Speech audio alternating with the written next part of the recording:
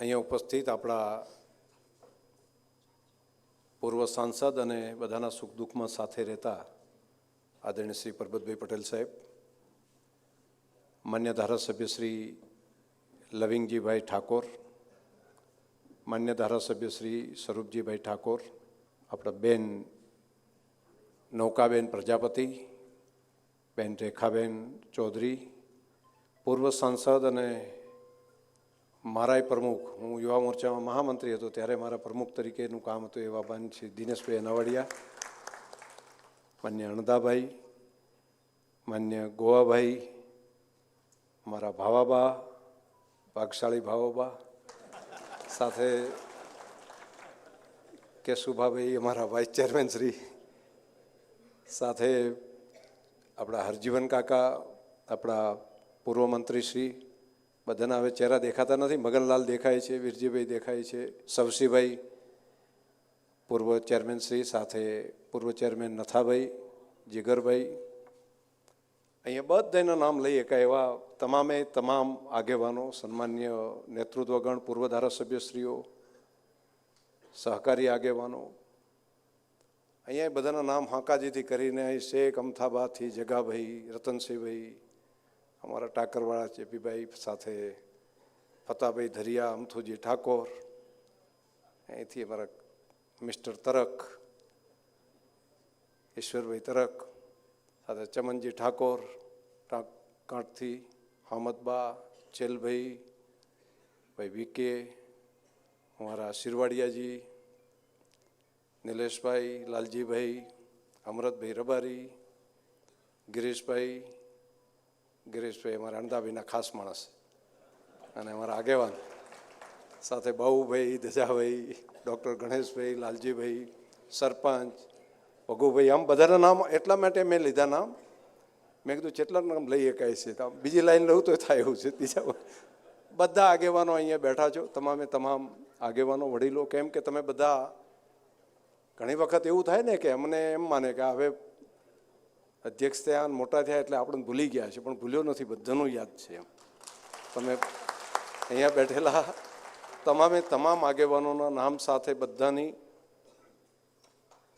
બધા યાદ છો, મારો પરિવાર છો, લાગણીવાળા છો બધા મિત્રો. ઘણા વર્ષો સુધી આપણે સુખમાં દુઃખમાં કામ આપણે બધાએ સાથે કર્યું છે. આજની એજીએમની અંદર માન્ય ડાયાભાઈ અને એમની સમગ્ર ટીમને અને બનાસ બેંકના નિયામક મંડળને અભિનંદન આપું છું કે તેમણે ખૂબ સરસ મજાનો આજે અહેવાલ રજૂ કર્યો અને સર્વાનુમતે બધાએ ભેગા થઈને આ કામને આગળ વધાર્યું. એના માટે પણ તમને પૂરી ટીમને હૃદયથી ખૂબ ખૂબ અભિનંદન. સહકારિતાનું કામ આપણે બધા ભેગા મળીને કરીએ તો ખૂબ સારું થાય અને બનાસ બેંક પણ એ જ રીતે સહકારિતાના કામને આગળ વધારી રહી છે. ડાયાભાઈ હમણાં ડિપોઝિટની વાત કરતા હતા તો આખો રેકોર્ડ થાય એટલી ડિપોઝિટ સુધી બેંક પહોંચી છે અને ડિપોઝિટ થાય એટલે પછી બાકીનું વોલ્યુમ પણ વધે, ધિરાણ પણ વધે. એક હમણાં સહકારથી સમૃદ્ધિના કામને પણ પૂરા દેશમાં સૌથી સારું કામ કરવાવાળો જિલ્લો અને બેંક એ આપણી બનાસ બેંક બની છે. એટલે બનાસ બેંકના નિયામક મંડળને ખૂબ અભિનંદન. અને આ મોડલ ઉપરથી પછી આની સફળતા પછી દેશના સહકારિતા અને ગૃહમંત્રી અમિતભાઈ શાહ સાહેબે આખા દેશમાં આનો અમલ કરવા માટેનો નિર્ણય પણ કર્યો છે. એટલે તમારી ટીમને પણ એટલું જ અભિનંદન. તમારા પદાધિકારીશ્રીઓ, અધિકારીશ્રીઓ, અને નવું કામ છે એટલે એમાં તમે કામ કરશો તો હજુ ફાયદો થશે. પણ આ કામ કરવાને કારણે બેંકને પણ નફો વધ્યો હશે ડાયાભાઈ, નહીં? આના કારણે ખાલી આ ખાતું ખોલાવવાના કારણે 3.5 કરોડનો નફો આપણી બનાસ બેંકનો વધ્યો છે. એટલે એક નિર્ણય સરકારે કર્યો, પૈસા આપણા જ હતા, જિલ્લાના જ પૈસા હતા, જિલ્લાના જ પૈસા બીજી બેંકોમાં જતા હતા, એ પૈસા સહકારમાં આવ્યા તો સહકારી સંસ્થાઓને 3.5 કરોડ રૂપિયાનો ફાયદો આ સંસ્થાને થાય તો એ પૈસા ડાયરેક્ટ ઇનડાયરેક્ટ સીધા મંડળીઓ દ્વારા ખેડૂતો સુધી પહોંચે. જે પૈસા બહારની બેંકો હોય તો કેટલીક વિદેશની બેંકો પણ અત્યારે તો કાર્યરત છે તો એ બીજા દેશમાં એનો નફો જતો રહે. એના બદલે આ નફો માત્ર આપણા જિલ્લામાં, આપણા બૃહદ બનાસકાંઠાની અંદર જ રહે તો આ બહુ મોટું કામ આપણું થયું છે, એટલે ડાયાભાઈને અમને કદાચ એ વાત કરવાનું એમને રહી ગયું હશે, પણ અભિનંદન આપું છું. શું કે અમારે ડેરીના જે ખાતા ખોલાયા એ પણ મોટા ભાગે એ બધા બેંકમાં ખોલાવ્યા, અને એને કારણે પણ ડિપોઝિટ પણ તમારી ખૂબ સરસ વધી છે. પણ ડેરીને ફાયદો થયો છે. લગભગ અમે જીએસસી બેંક અને આ બેંક સાથે વ્યવહાર ચાલુ રાખ્યો, એટલે જે ટેક્સ બીજી બેંકો ઉપર ટેક્સ હતો અને આના ઉપર ટેક્સ નથી, એટલે એનો વ્યવહાર જે કરે એના ઉપરથી જે ટેક્સના પૈસા ભરવા પડતા એ લગભગ 8 કરોડ રૂપિયાનો ડેરીને ફાયદો થયો છે. એટલે બંને બાજુ તમને બેંકને ફાયદો થયો છે, સાથે ડેરીને પણ એનો ફાયદો આ પ્રમાણે થયો ને એ પૈસા આપણે પશુપાલકો સુધી પહોંચાડી શક્યા છીએ. સહકારમાં બધાએ ભેગા મળીને હજુ ઘણી સહકારી સંસ્થાઓ આપણે ઊભી કરવી પડશે, અને નવી પેઢીના આગેવાનો પણ નવી સહકારી સંસ્થાઓમાં જોડાય, એની શરૂઆત કરે, એ ખૂબ જરૂરી છે. નવા ઇન્સ્ટિટ્યૂટ ડેવલપ કરવા પડશે, અને જ્યાંથી બાકીના લોકો વિચારવાનું બંધ કરે ત્યાંથી બનાસકાંઠાએ શરૂઆત કરવી પડે. બનાસકાંઠા પાસે એ તેજસ્વીતા છે, બનાસકાંઠા પાસે એ સહકારનો ભાવ છે, અને જો સહકારનો ભાવ તમારામાં ના હોય તો આવડી મોટી સંસ્થા બનાસ ડેરી આટલી બધી સીટો બિનહરીફ થાય, આવું અઘરું હોય છે. આ તમે કેટલા બધા આગેવાનોએ મોટા મન કર્યા હોય, કેટલા બધા કાર્યકર્તાઓ એક મત બન્યા હશે, કેટલા બધા લોકોએ ભેગા મળીને વિચાર કર્યો. બાકી તો આવડું મોટી સંસ્થા, આખા દેશની અંદર સૌથી મોટી સંસ્થા, અને એની સહકારીની ચૂંટણી થાય અને એ બધી જગ્યાએ બિનહરીફ થતી જાય, અને આજે 4-5 સીટો જે બાકી છે એમાંથી પણ મોટા ભાગે થઈ જશે એવો મને ભરોસો છે. તો આ કેવડી મોટી ઘટના છે. આ બનાસકાંઠાનો જસ છે. બનાસકાંઠાના ખેડૂતો, પશુપાલકો અને સમજુ આગેવાનોને આપું છું કે બધાના મહેનતના કારણે કરીને આવડી મોટી, નહીંતર પછી શું થાય, આમે ખેંચાય, ચૂંટણીઓ થાય, ખર્ચા થાય, પછી એના છેવટે તો એ બધો ખર્ચો થાય તો નુકસાન તો પશુપાલકોને અને ખેડૂતોને જ આવે. પણ આ બિનહરીફ થાય એટલે આ માથાકૂટ ન રહે. નહીંતર સામે લડે એટલે તું આના ગ્રુપમાં હતો, તું આના ગ્રુપમાં હતો, એટલે વળી શેક એના 5 વર્ષ સુધી તો એકબીજાના વગર કારણે આંખો ભાળે તો પેલું થાય. તો આવું ન થાય એની જગ્યાએ સહકાર એટલે સમરસતાથી કામ થઈ શકે, અને આ ભાવ બનાસકાંઠા જિલ્લાએ કેળવ્યો છે. તમને બધાને હૃદયથી ખૂબ ખૂબ અભિનંદન આપું છું.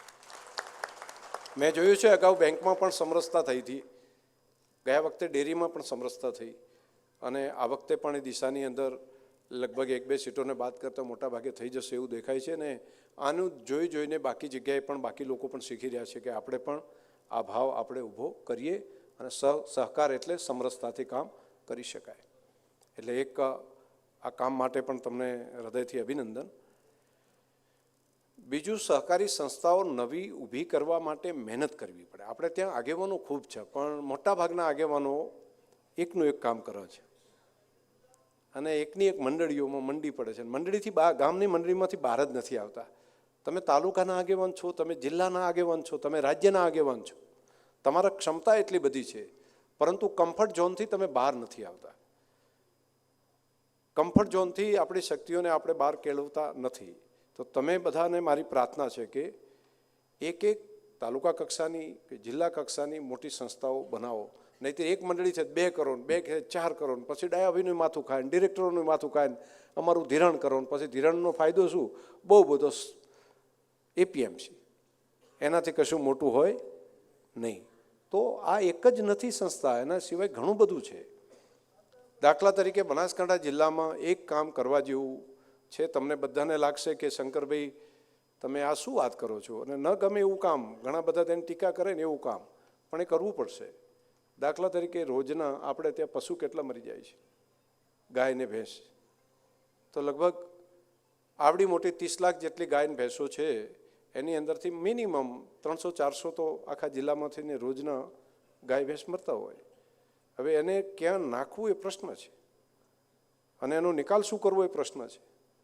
હવે ખરેખર તો એવું છે કે એનું ચામડું, એના હાડકાં, એ બધું કામ આવે, અને આવું વર્ષો સુધી ચાલતા એ જ ચામડાના જોડા આપણે પહેરતા કે ઢોર મરી જાય તો એના ચામડા જે હતા એનાથી જોડા, એનાથી જ બધું ચાલતું. પણ એ બંધ થઈ ગયું એટલે પછી શું થયું? મરેલા ઢોરના ચામડા વાપરવાનું બંધ થયું, એના ચામડાનો ઉપયોગ કરવાનું બંધ થયું, એટલે ચામડાના બૂટ તો બધા પહેરે જ છે, એના કામ તો કરે એટલે પછી જીવતાને મારી નાખે અને સ્લોટર હાઉસની અંદર જીવતું પશુ જાય. તો આવું ન થાય એના માટે શું આપણે અહિંસક ચામડું ના ડેવલપ કરી શકાય કે જેની અંદર કોઈ હિંસા ના હોય, જેનું મૃત્યુ પામ્યું હોય એનું જ ચામડું બધી જગ્યાએ વપરાય અને એની એક બ્રાન્ડ બને, અહિંસક ચામડું, અહિંસક વસ્તુ બને કે એની અંદર કોઈ હિંસા નથી થઈ, આ જીવતાને મારી નથી કરેલું. તો આના માટેની એક કોઓપરેટિવ સોસાયટી બને અને એ સોસાયટી આ કામ કરે અને એ દેશની અંદર દિશા આપવાનું કામ કરે કે આના કારણે અમે જીવ હિંસા નહીં થવા દઈએ. અને તમારે ચામડા જ જુએ છે ને તો ચામડું આમાંથી પણ મળી જ રહે છે. તો મૃત્યુ પડેલું છે એનું પણ ચામડું તમને કામ આવશે. કેલ્શિયમની બાકી ઢગલાબંધ જરૂર હોય છે તેના હાડકાની અંદરથી પણ કેલ્શિયમ થઈ શકે અને મશીન દ્વારા થઈ શકે. આ વ્યવસ્થા થાય. હવે બેક્ટેરિયા એવા ડેવલપ થયા છે કે ઘણા લોકો મરેલું જે ઢોર હોય છે એના માટે એવું વિચારે છે કે એનું ચામડું બહુ કડક હોય છે, પરંતુ એ ડેવલપ થયેલા બેક્ટેરિયા છે કે એને સોફ્ટ કરી આપે. એટલે નાની વાછડીઓને વગર કારણે કોઈ મારી નાખે, નાની પાડીઓને કોઈ મારી નાખે, નાના પ્રાણીઓને મારી નાખે અને એનું ચામડું જેટલું સોફ્ટ હોય એટલું સોફ્ટ એ બેક્ટેરિયા દ્વારા આ ચામડાની અંદર થઈ શકે અને એમાંથી બધી વસ્તુઓ બનાવી શકે. તો આ સહકારી સંસ્થા જો કોઈ બનાવે તો આવનારા સમયમાં માનવતાનું પણ બહુ મોટું કામ થાય અને ખૂબ મોટું કામ. અને ક્યાં ખેડૂતને, પશુપાલકને ક્યાં નાખવું એ પ્રશ્ન છે, એને ક્યાં દાટવું એ પ્રશ્ન છે. સામે એનો કોઈ ઉપયોગ થતો નથી. હવે તો ગીધ પણ નથી રહ્યા. તો એવા સંજોગોની અંદર નવો વિચાર કરીને આવી એક સહકારી સંસ્થા જો નિર્માણ થાય તો દેશને દિશા આપશે અને દેશની અંદર આવા લાખો કરોડો પશુઓ હશે કે જે મૃત્યુ પામતા હશે અને એનું નકામું પેલું થતું હશે અને ચામડા કોઈ કામમાં નહીં આવતા હોય અને રોજે રોજ કતલખાનાની અંદર જે દુનિયાને જુએ છે તો દેશમાં અને દુનિયાની અંદર અનેક પ્રાણીઓ મૃત્યુ પામે છે. તો આપણે જે છે એમાંથી પણ સસ્ટેનેબિલિટીની વાત કરવી પડે. આ વાત હું અહીંયા આગળ કરી રહ્યો છું એટલે કેટલાને ગમે કેટલા ન ગમે, પરંતુ જે સત્ય છે એ સત્ય છે. વિચાર એ દિશામાં જ કરવો પડે. આ માનવતા માટેનું કામ છે અને આ માનવતા માટેના કામને આપણે આગળ વધારવું પડે. મારી તો તમને બધાને પ્રાર્થના છે કે તમે આ કામમાં થોડા મિત્રો જોડાય અને જોડીને કરે. હું સહયોગ કરીશ અને એની અંદર ભેગા થઈને આવી જો એક સહકારી સંસ્થા થાય તો આજે આ નાનકડું કામ છે પણ ભવિષ્યની અંદર અનેક પ્રાણીઓને બચાવવાનું કામ આપણે કરી શકશું. અનેક જીવની હિંસા થતી બચાવવાનું કામ આપણે કરી શકશું.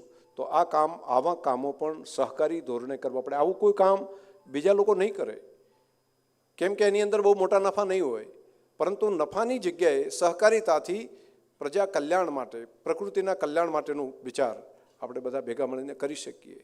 એ હાડકાની અંદર પણ કેટલું બધું કેલ્શિયમને બાકી હોય છે ખાતરમાં નખાતી વસ્તુઓ. એના જ જે હાડકા છે એમને બહારથી લાવીને કતલખાનામાંથી એના હાડકાની એની અંદરથી ખાતર બનાવીને બાકી બધામાં પેલું નાખે છે કેલ્શિયમ, ફોસ્ફરસ જે કંઈ ખૂટતું હોય. તો આ બધું કામ આવી શકે.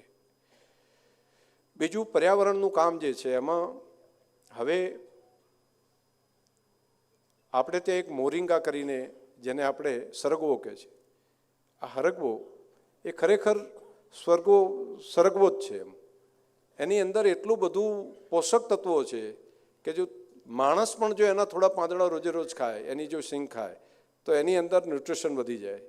તો આપણા પશુઓ માટે આ સરગવાને અમૃત જેવું છે. જેમ દાણ ખવડાવો ને ફાયદો થાય ને એટલો જ ફાયદો સરગવો ખવડાવવાથી થાય. એટલે માણસને આપણે ત્યાં માની લો કે દાણ આપણે ન ખરીદી શકતા, મોંઘું પડે અથવા તો બીજી કોઈ વસ્તુ આપણે લઈને ન ખરી શકે તો તમે સરગવાને તમારા લીલા ઘાસ સાથે, સૂકા ઘાસ સાથે થોડો ગોળનો છંટકાવ કરી અને જો ખવડાવી દે તો એમાં ન્યુટ્રિશન 18% જેટલું પ્રોટીન છે એની અંદર, મિનરલ્સ છે ઘણા બધા, વિટામિન્સ ઘણું બધું છે. તો એના પાંદડા અમૃત જેવા છે. અને આ જે હું વાત કરું છું તમને લેબના રિપોર્ટ ઉપરથી કહું છું. તમે એક બાજુ દાણ ખવડાવો ને બીજી બાજુ તમે સરગવાના પત્તા સાથેનો ખોરાક ખવડાવો અને આ હરગવો તમે નાખી દો, બીજા વર્ષે ઊભો થઈ જશે. બે રીતે થાય, મોટું જાડે થાય અને વાઢીને આપણે જેમ બુલેટ ઘાસ વાઢા છે ને એ રીતે જો જાડું વાવી દે ને તો પાંગર્યા જ કરે. બંને વ્યવસ્થાઓ છે. તો બનાસકાંઠા જિલ્લાએ આ કામ પણ કરવું પડે. બધાની ઇકોનોમી વધે, બધાનો અર્થ સુખી થાય, બધાનું અર્થતંત્ર વધે અને વિજ્ઞાનને સાથે જોડવું પડે. નવું જે સંશોધન છે તેને સાથે લઈને આગળ વધીએ તો આગળ કામ કરી શકાય. બીજું એક કામ અત્યારે હાલ અમે ડેરીના માધ્યમથી લીધું છે. તમને બધાને હું જાણકારી આપું, આજે તમને આનંદ થશે, સંતોષ થશે કે બનાસકાંઠા જિલ્લો એને આપણે આ બૃહદ બનાસકાંઠાને વર્ષોથી લોકો પછાત ગણતા અને એમ જ કે શિક્ષણમાં સૌથી પછાત, આર્થિક રીતે પછાત, બધી રીતે આપણને આપણા પહેરવેશથી બધી રીતે લોકોએ આપણા માટેની આબરૂ એવી કરી નાખી. કોઈ પાઘડીવાળા હોય ને તો એમ કે બનાસકાંઠાના છો, આ ઇમેજ આ રીતે પેલી કરી. અને પરંતુ આપણી ટેલેન્ટ ઓછી નથી, આપણું માઇન્ડ છે ને એ નાનું નથી, આપણું માઇન્ડ બરાબર છે. આપણે એને મોકો નથી આપ્યો. જો મોકો મળી જાય તો આપણે કોઈ રીતે પાછળ નથી. આપણા દીકરા દીકરીઓ ભણીને આગળ વધી શકે એમ છે. આ વખતે એક એક્ઝામ અમે લીધી છે હમણાં 5000 જેટલા દીકરા દીકરીઓની બનાસકાંઠા જિલ્લામાં ઓનલાઈન પરીક્ષા લીધી બનાસ ડેરી અને ગલબાબી ચેરિટેબલ ટ્રસ્ટના માધ્યમથી. એમાંથી 500 જેટલા દીકરા દીકરીઓને પસંદ કર્યા કે એને તૈયારી કરીને પોતાને અધિકારી બનવું છે, પણ ગામમાં બેઠો છે, કોઈ ગરીબ પરિવારનો કોઈ દીકરો કે દીકરી છે જેની પાસે કંઈ વ્યવસ્થા નથી, પરંતુ ખરેખર ટેલેન્ટ છે, હોશિયાર છે. તો આવી પરીક્ષા લઈને 500 જણા આવા પસંદ કર્યા. એમાંથી ફરી પાછા 200 પસંદ કર્યા કે ભાઈ ચલો એને મહેનત જ કરવી છે, જેને એવું લાગે છે કે મારે થવું જ છે ને જીત છે, હું રાત દિવસ મહેનત કરીશ, મને મોકો આપો. તો એવા 200 દીકરા દીકરીઓને અહીંથી ગાંધીનગર લઈ જઈને ત્યાં આખું મકાન એક મોટું ભાડે રાખ્યું છે. એમાં રહેવાની ભણવાની વ્યવસ્થા કરી અને જે ટ્યુશન માટેની IAS બનાવી શકાય, એને GS બનાવી શકાય, એને IPS બનાવી શકાય, એ માટેની તૈયારી કરવા માટેનું પ્લાનિંગ કરી લીધું. છોકરાની પરીક્ષા લઈ લીધી અને 200 જેટલા દીકરા દીકરીઓ આપણા ગાંધીનગરમાં ભણવાનું ચાલુ થઈ ગયું છે. એટલે આજે એની તૈયારી એ રીતે કરી છે કે એની અંદરથી પરિણામ જોજો તમે. આજે હું એની ભવિષ્યવાણી એડવાન્સમાં ન કહી શકું, પરંતુ એની ધગત છે, એના માટેની જે મહેનત ચાલે છે. તો અહીંયાથી પણ ક્લાસ 1 ઓફિસર થઈ શકે, બનાસકાંઠા પણ IAS IPS તૈયાર કરી શકે, બનાસકાંઠા પણ NDAમાં મૂકી શકે. અને એમાં જેની પાસે પૈસા નથી એને 2 લાખ રૂપિયાનો ખર્ચો થાય તો કોણ કરે?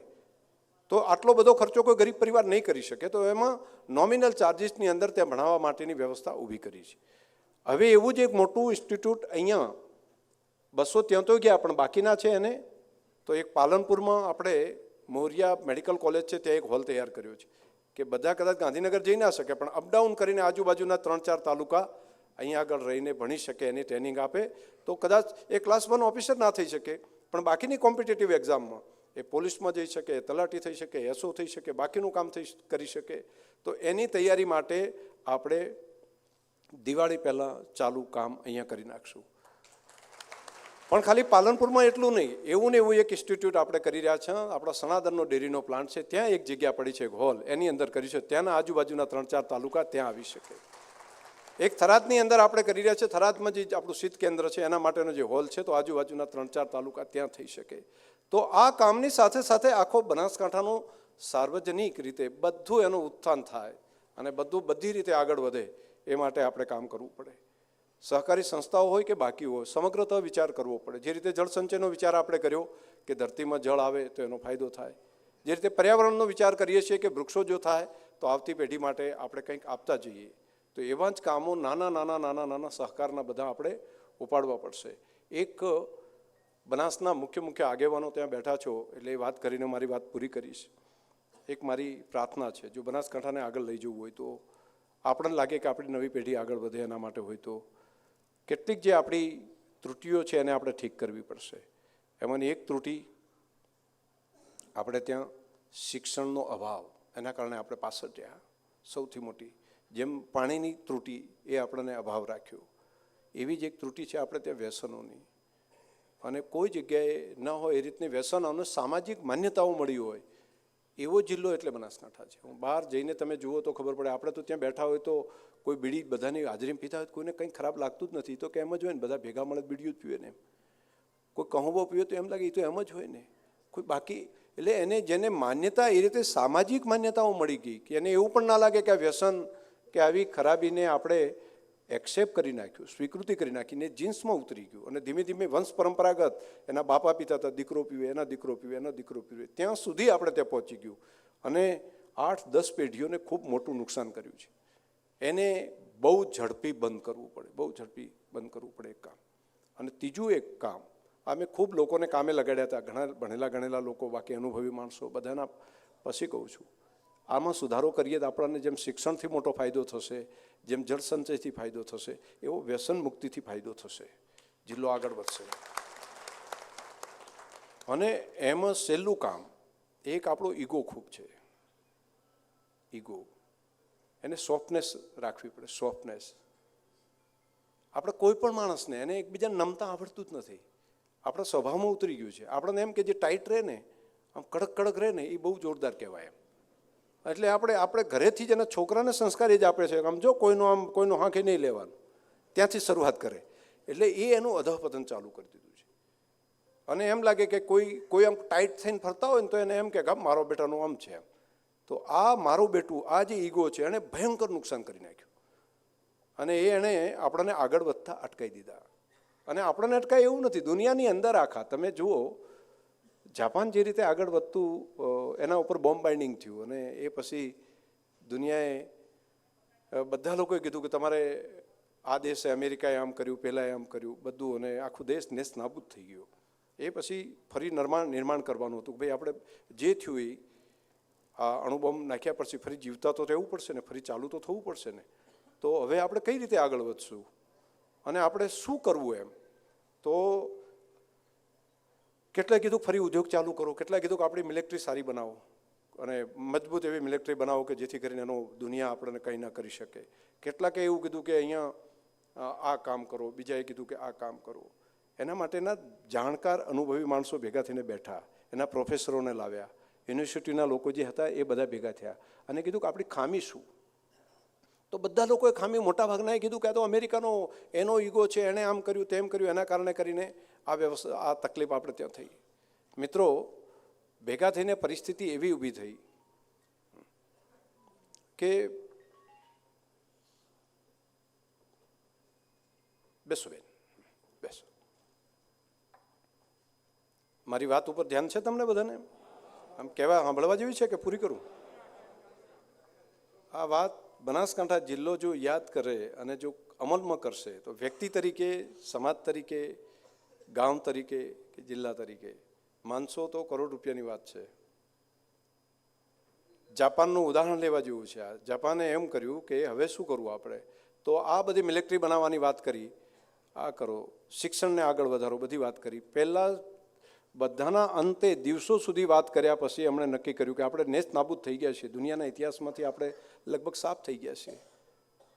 હવે નવી પેઢીઓ પણ 500 વર્ષ સુધી જે પેદા થશે એમાં ઘણા અપંગ થશે, કોઈ પાંગળા થશે અને બહેરા મૂંગા પેદા થશે. તો પણ આપણે શું કરવું? એવું શું હોય કે જેથી કરીને આપણે ફરી પાછા દુનિયાની અંદર સૌથી શ્રેષ્ઠ થઈ શકીએ? તો એમાં તજજ્ઞોએ અમને કીધું કે આપણામાં અક્કડપણું વધારે છે. અને બહારના દેશોએ આપણા ઉપર જે બોમ્બ બાઇન્ડિંગ કરી એ ટાઈમે જો ખાલી આપણું, એના પાસે જે ખરાબ હતા એ ગમે એવા હતા, પણ આપણું અક્કડપણું ના હોત ને તો આપણી પાસે બોમ્બ બાઇન્ડિંગ આપણા ઉપર ના થોત. આપણે અક્કડ હતા અને એના કારણે એટલે આપણા નુકસાનનું કારણ સામેવાળા નહીં, આપણે પોતે છીએ. આ વાત એને સમજાવી અને કીધું કે આપણે મિલિટરી નહીં રાખીએ, આપણે જાપાન મિલિટરી વગરનો દેશ બનશે, પરંતુ આપણે સોફ્ટનેસ એવી રાખશું કે કોઈ દુનિયાની અંદર આવીને આપણા ઉપર ન કરે એવી આપણે નવી પ્રજા તૈયાર કરશું કે કોઈની ઈચ્છા એવી ન થાય કે આને આવીને આપણે પેલું કરીએ. આપણે બધી રીતે શ્રેષ્ઠ બનશું. એટલે બાળકને જેવું જન્મે એટલે શિશુ મંદિરમાંથી એને નમતો શીખવાડ્યું. એ કોઈને પણ મળે ને એકદમ આમ અડધું ઝૂકી જાય કોઈ પણ માણસ, અને એને હસતો શીખવાડ્યું. કોઈ પણ માણસ આવે એની સામે, જાપાનનો કોઈ પણ માણસ એને હસતો જ હોય. અને ત્રીજું, એને હેલ્પનેસ ન રાખ્યો, બીજાને હેલ્પ કરવાવાળો રાખ્યો. કોઈ પણ માણસ મળે અને તમે ખાલી વાત કરો ને જાપાનના કોઈ પણ માણસને કે મારે અહીં જવું છે, તો એમ ના કે હેડ્યો જા, એમ ના કે અહીંથી જાય, એવું નહીં. એ સાથે આવશે, મળવા આવશે, શેક સુધી મૂકવા આવશે, એનું પોતાનું કામ બગાડીને એને મદદ કરવા આવશે. આ એને સંસ્કારોમાં નાખી દીધું, લચકપણું નાખી દીધું. અને એ લચકપણું એટલી હદે ડેવલપ થઈ ગયું કે આખી દુનિયાની અંદર ટાપુમાં, એ પછી પણ એને ઘણા બધા સુનામી આવ્યા, એ પછી પણ ઘણા બધા ધરતીકંપ આવ્યા, એની વચ્ચે પણ દુનિયાની આર્થિક મહાસત્તાઓમાં 1 થી 5માં જાપાન પહોંચી ગયો. અને આજે પણ જાપાનનો ડંકો દુનિયાની અંદર વાગે છે. એમાં સૌથી મુખ્ય વાત એનું લચકપણું. કોઈ પણ દુનિયાનો આવ્યો માણસ એની સાથે જઈને નમતો થયો, એ નમતો જે આવે એને નમે, એને વાત કરે, એને એને મદદ કરવાનો ભાવ રાખે, પોતાના મનની અંદર કરુણા ઊભી કરી કે ચલો ભાઈ અમે પણ ભગવાન જ છે, હું એના માટે સારો ભાવ રાખીશ. અને જે અક્કડપણું હતું ને એ આખા દેશે એક એક કરતાં આખું નાશ કરી દીધું. આખા દેશ તમે જુઓ તો ક્યાંય અકડપણું જાપાની કોઈ પણ મળે તમારે તો એની અંદર આમ ભાયડો બેઠો છે એમ કોઈ બોલે જ નહીં આખા જાપાનમાં. અને છતાંય અત્યારે આખા દુનિયા ઉપર જાપાનનો ડંકો વાગે છે કોઈ પણ બાબતની અંદર. અત્યારે હોય આપણે ગાડીઓ ટોયોટા લાવવી હોય ને તો એ આ ઇનોવા, ફોર્ચ્યુનર એ બધી જાપાનની જ વાપરવી પડે. અને આજે બાકીનું કંઈ હોય ને તો પણ આ સુઝુકી બીજી હોય તો જાપાનની જ આપણે વાપરવી પડે. એવું માત્ર આની અંદર એક જ નહીં, બધી બાબતની અંદર જાપાનનો આજે ડંકો પૂરી દુનિયામાં એમણે વગાડી દીધો. બનાસકાંઠા જિલ્લામાં એનાથી ઉલટું છે. બે ગાડીઓવાળા જાય ને આમાં અમે હોન્ડા લઈને જતા હોય ને તો એમ તાકે શું કાઢી લઈશ. આમ ગાડીઓવાળા જાય ને તો આમ જોતા હોય.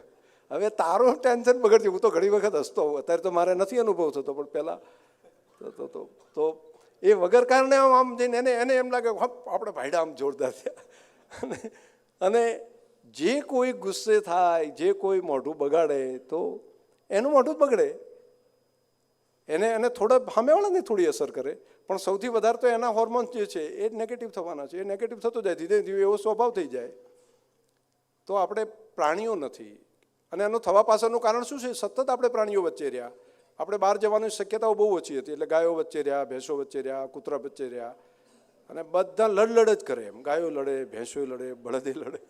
અને આનું છે, આ શેરીનું કૂતરું, આ શેરીનું કૂતરું, આ વાહનું કૂતરું, આ વાહનું કૂતરું. આ બધાની અસર ઘણા વર્ષોથી આપણા ઉપર થઈ હશે.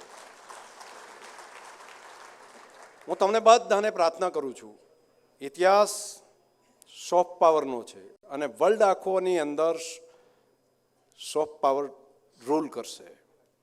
એ સમય જતો રહ્યો જેને તલવારોથી લડતા, બંદૂકોથી લડતા, તોપથી લડતા, અત્યારે મિસાઇલથી લડે છે. આ પણ પૂરું થઈ જશે. માત્ર કોમ્પ્યુટરમાં બેઠા બેઠા જેને લડવું હશે ને એ પણ કોમ્પ્યુટરથી લડશે. આમ બેઠા બેઠા કરશે, પૂરું થશે. કોઈને નુકસાન કરવું હશે ને એ પણ આ રીતે કરશે. કોઈને ફાયદો કરવો હશે એ પણ ત્યાં બેસીને કરશે. જે કામ બંદૂકની ગોળી પેલું કરતો હવે લેસર કરે છે. લેસરની અંદર આમ કરીને ટક દઈને દબાવી દે એટલે ગોળીએ ના વાગે, લોહીએ ના વાગે, તરત હાર્ટ બંધ થઈ જાય. આ હથિયારો આવી ગયા. કશું કોઈને ઘરે જઈને વાત કરે એની જગ્યાએ ડ્રોનથી ઉડીને કોઈને મારી નાખવો હોય તો તે માણસ જઈને ત્યાંથી લેસર આમ કરી નાખે તો ત્યાં જઈને પતી જાય.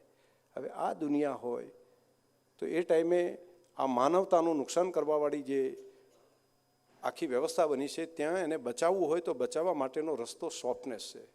હસતા રહો, કોઈને માટે ખરાબ ભાવ ના રાખો, દરેક માટે કરુણા રાખો, દરેકનું કલ્યાણ થાય, દરેકનું ભલું થાય.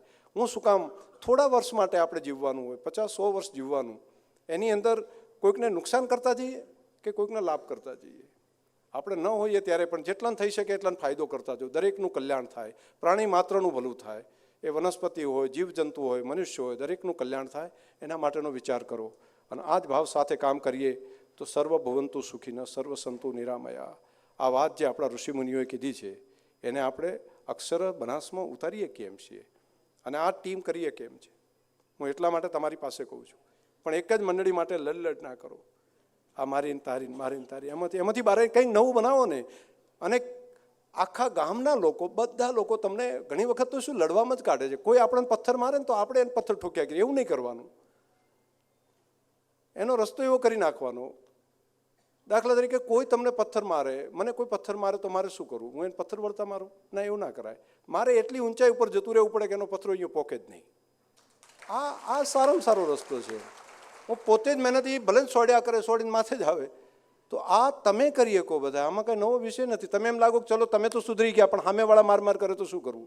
તો સામેવાળા માર કરે આપણે જ એટલે પહોંચી જવું કે બધાના પથરા એના હાથે પેલું એના ઉપર થાય. આપણે એટલી હાઈટ ઉપર પહોંચી જવાનું, આપણે એટલી મહેનત કરવાની, આપણે એટલું પરોપકાર કરવાનું, આપણે બીજાનું કલ્યાણ એટલું વિચારવાનું કે બધા થાકીને પછી એમ કે મેલોન માથાકૂટ હવે છોડીને કાં તો બહુડો દુખે કાં તો માથે પડે.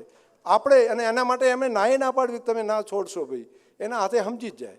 4 મહિને, 6 મહિને, 12 મહિને. તો તમે પણ ગામની અંદર જ્યાં બેઠા છો ત્યાં તમારી ઊંચાઈ એટલી ઊંચાઈ કરી દો ને કે કોઈ કશું પહોંચી જ ના શકે તમને. અને તમારા મહેનતથી થઈ શકે, આ જ શરીરથી થાય, આ જ બુદ્ધિથી થાય, દરેક કરી શકે. શંકરભાઈ એકલા કરી શકે એવું નહીં, બધા કરી શકે. તમે બધાય કરી શકો એમ છો. તો આ એક મંત્ર હતો, મારા જીવનનો અનુભવ હતો, તમને બધાને સોંપું છું. આમાંથી વરસાદ જેવું છે, જેની પાત્ર હશે ઝીલી લેશે, બાકી તો વહીને રણમાં જતું રહેશે. પણ આ વિચાર છે, એ વિચારને તમે આગળ વધારો. ખૂબ સારો સમય છે દેશમાં.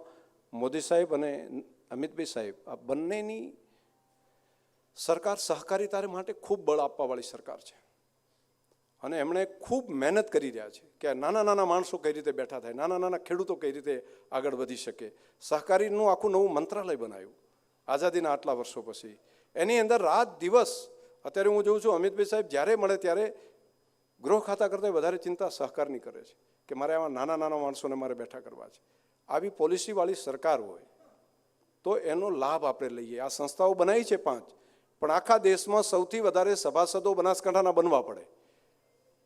બનાસકાંઠાના સભાસદો એની અંદર બને અને એનો ફાયદો કોને થશે? ખેડૂતોને થશે.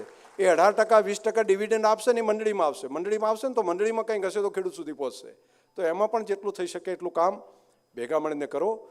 ભારત સરકારની પોલિસીમાં ખેડૂતોના હિત માટે મોદી સાહેબે અમેરિકા જેવા દેશની સામે બાદ ભીડી છે કે એનો ખેતીના પાકો આપણે ત્યાં ન આવે, એના દૂધના તૈયાર થયેલી વસ્તુઓ આપણા દેશમાં ના આવે, નહીંતર આપણા દેશના ખેડૂતો અને આપણા પશુપાલકોનું નુકસાન થઈ જાય. એટલે એમનાથી ઝઘડો કરીને પણ દુનિયાની સામે લડીને પણ નાના નાના માણસોનું હિત જાળવી રહ્યા છે. એ ખેડૂતો પશુપાલકોનું હિત માટે ઝઘડો કરી રહ્યા છે. પોતે વ્યક્તિગત દુશ્મનાવટ સહન કરી રહ્યા છે. એ પોતે દુનિયાના જગત જમાદાર સામે લડી રહ્યા છે. તો આપણે એ ટાઈમે આપણા માટે જે લડતો હોય ને એના પડખે ઊભા રહેવું પડે. એટલે અત્યારે આપણે પણ પત્ર લખીને, પણ મારી તો તમને પ્રાર્થના છે કે એક પત્ર લખીને બધા મોકલો કે મોદી સાહેબ તમે ખેડૂતો માટે, પશુપાલકો માટે જે કામ કરો છો ને એની અમને જાણકારી છે, અમને ખબર છે કે તમે અમારા હિત માટે કામ કરો છો. તો આવું પણ એક કામ તમને બધાને સોંપું છું, પાસે રહીને બધા કરજો. દયાબેન અને એમની સમગ્ર ટીમને હૃદયથી ખૂબ ખૂબ અભિનંદન.